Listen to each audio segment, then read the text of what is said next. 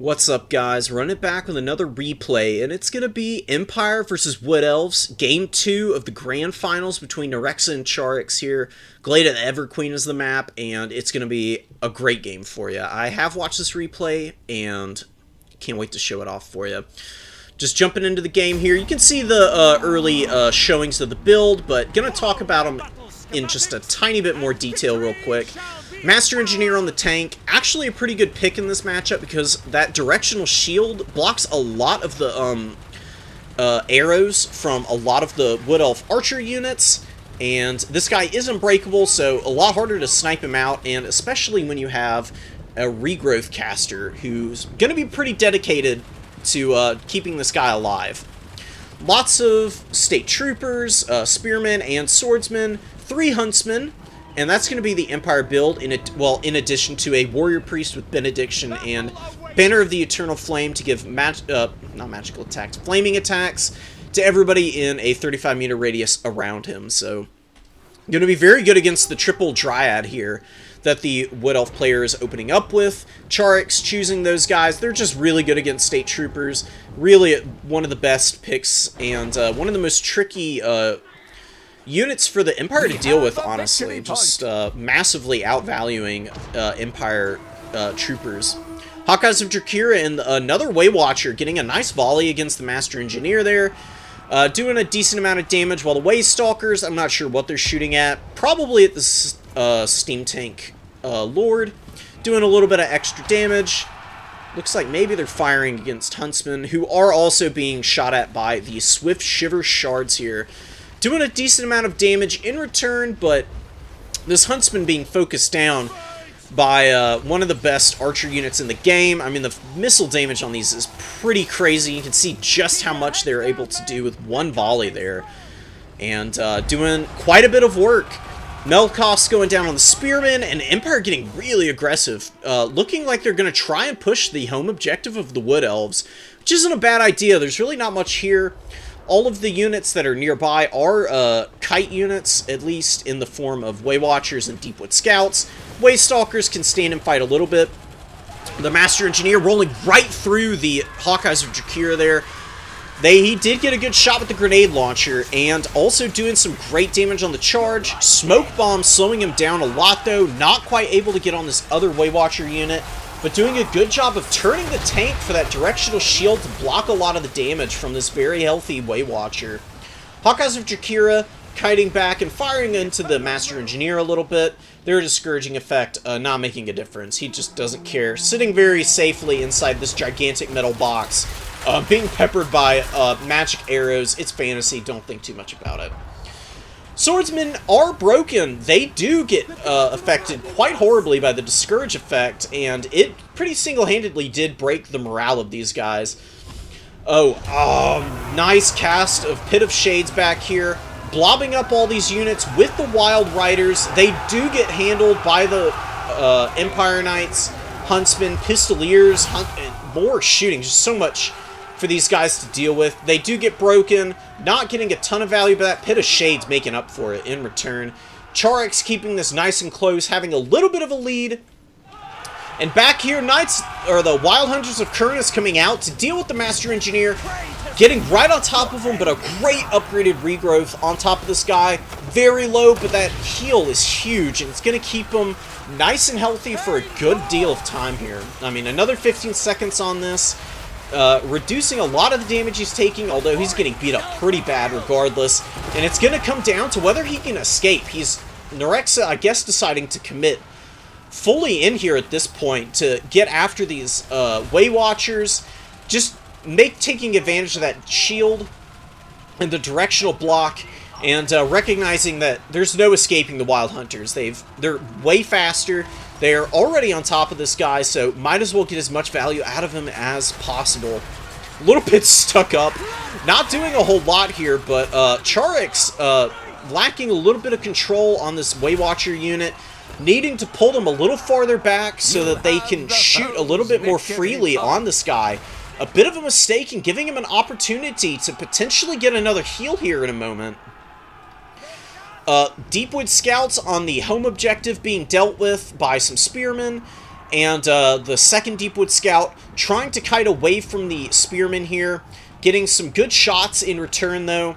And tattered Wild Riders, they do rally back here and in a very tattered state are able to do quite a bit of damage to these Huntsmen, getting rid of them. And all three of the Huntsmen pretty beleaguered now, and Drycha just threatening the #1 objective back here, casting Melkoths and anything that comes in range, and being an absolute nuisance for the forces of the Empire to deal with. I have not been paying much attention to what's been happening back here on the #3. It is in the clutches of the Empire, and the Dryads, they have been dealt with by the State Troopers. That flaming damage really coming in handy there.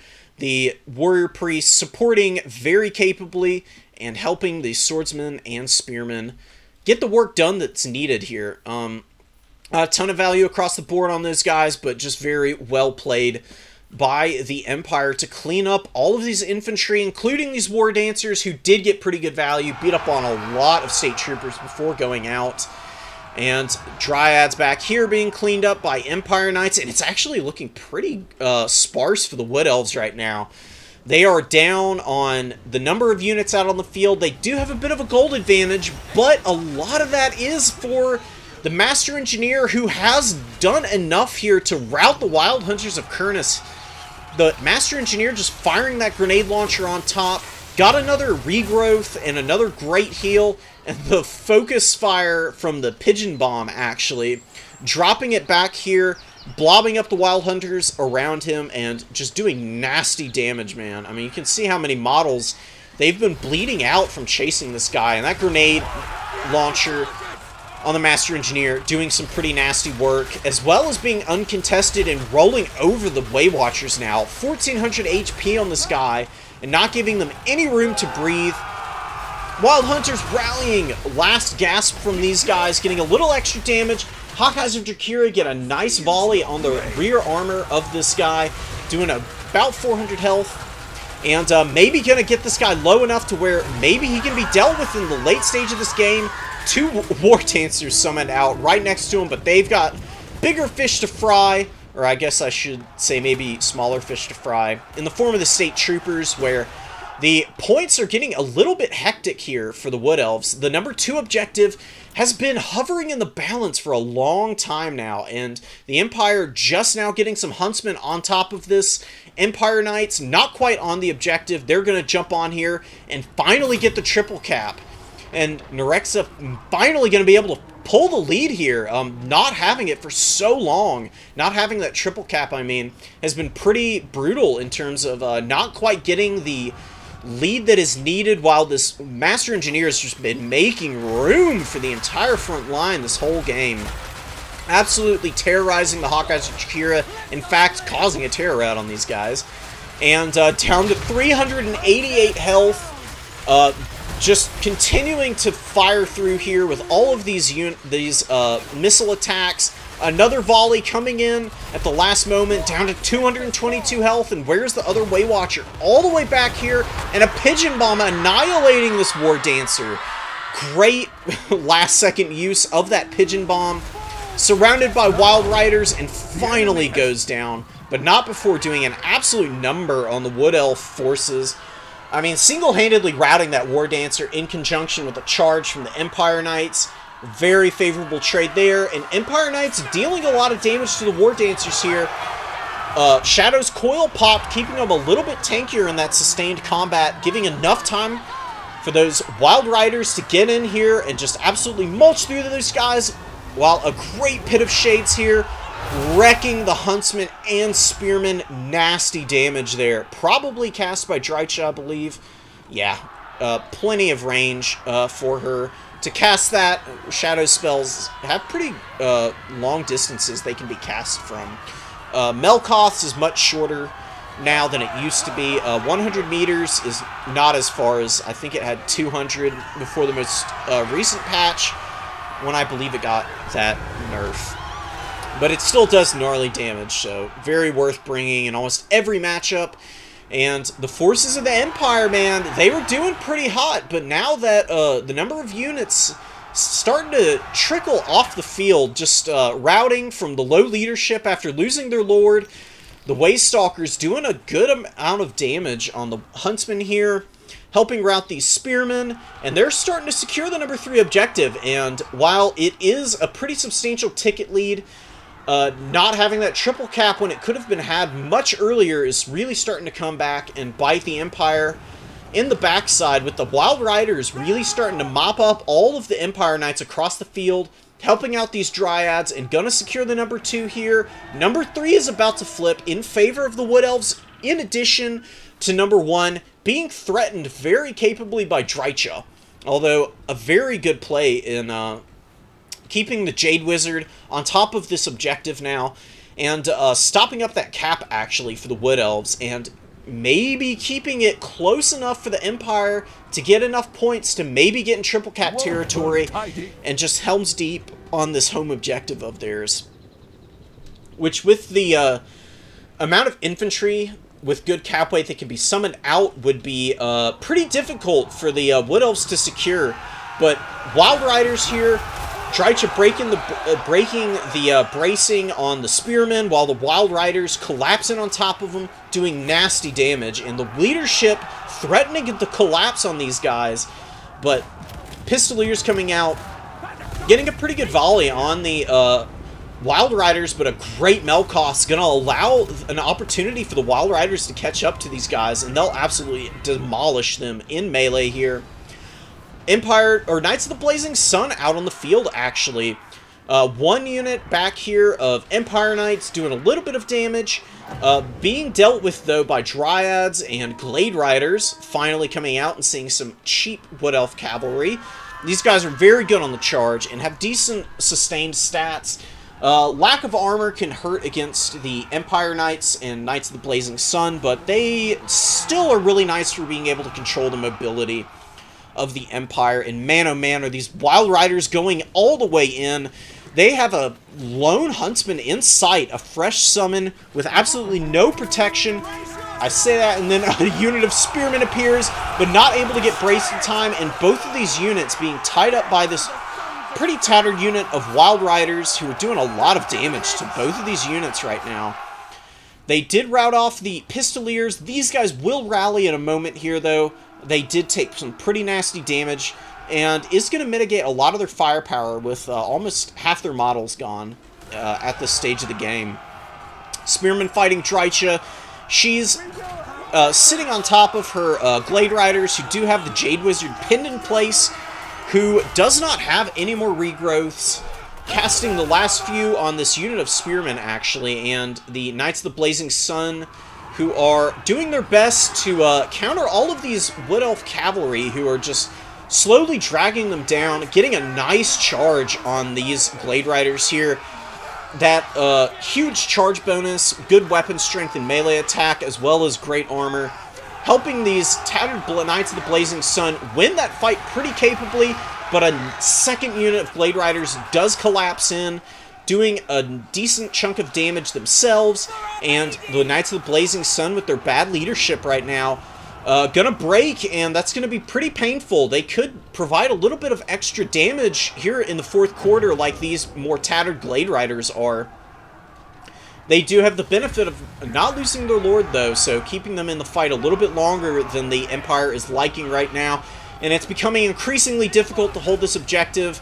The Spearmen and the Empire Knights here do deal with the Wild Riders, but not having an answer for Drycha, who is just continuing to drop Melkoths. And some Dryads here are able to flip this objective for the Wood Elves, although the Empire is just pouring onto this objective and finally drawing back the cap weight on this point. But some Glade Riders get around the side of the Spearmen and are able to collapse in on top of the Huntsmen, shutting down the shooting for the Empire here, and doing quite a bit of work against these guys. They have really poor melee stats. Not very hybrid like Free Company Militia might be, and I think that might be a little bit more sustainable over the course of a longer game, is just having a lot more Free Company than Huntsmen. They do still have decent range in the pistols, and just better in melee combat against the Dryads and the like, who are doing some pretty good work against the Empire Knight unit here. in conjunction with Drycha, who also have the Frostbite effect, so these Empire Knights are not going to be able to escape from combat. Not that they really have much of an option. They just flipped the objective back and are doing their best to hold here, but Wild Hunters of Kurnus coming out on the field from the reinforcements and just flatten the front line of Spearmen and go right through onto the Huntsmen, completely collapsing this position. And I think this is probably if there wasn't already a bunch of game-winning plays from the Wood Elves, killing that Lord and managing to deal with all of the cavalry that were across the battlefield at the time of the Lord's death. This is the absolute game-sealing play here, with the Wild Hunters crushing these Empire Knights, routing Huntsmen and Spearmen here, with the Dryads cleaning up another unit of Spearmen, and it's just a complete collapse across the entire Empire front line, and Nerexa does throw it in there. Very well played from both opponents here. Nerexa not quite able to save the Lord there, although I don't hate the play of diving in on those Way Watchers. They are really dangerous to a lot of the units out here, and the Master Engineer was doing alright with a lot of the heals, just couldn't quite escape the clutches of those Wild Riders, who really forced his hand to commit into that fated attempt at putting the entire game on his back, which almost paid off. But not capping that home objective of the Wood Elves for so long allowed Czarix to keep earning a few points and staying a little bit closer in that game than otherwise would have been possible if it had been capped earlier. But Czarix doing a great job of rallying there in the mid-game from being triple capped, making sure that that Lord died was huge, and man, those Waystalkers, they just held for forever. They were there the whole game. Very much the underrated heroes. They didn't get much of a chance to shine for me talking about them, just because the Odyssey of the Master Engineer demanded a little more attention with the impact that that had on the rest of the game. Taking a look at some values across the board, nothing crazy on the Empire. Decent on the Cavalry and the Master Engineer, obviously. This guy is just a beast. 4,000 value on him. That really isn't too terribly outside the realm of possibility on the regular for him. And good value on the Way Watchers. Swift Shiver Shard's doing alright. This one got shot up pretty bad by Huntsman. Dryad's doing okay. Drycha, 2,400 value on her. 217 kills. Really showing her stuff and making life miserable for the Empire forces. War Dancer's doing okay, and Glade Riders, Wild Riders, and the Wild Hunters of Kurnus with 3,000 value, also helping carry there at the end, and helping do some great damage against that Master Engineer. That's going to be it for this one, guys. I hope you enjoyed. Take care. GG's. Peace.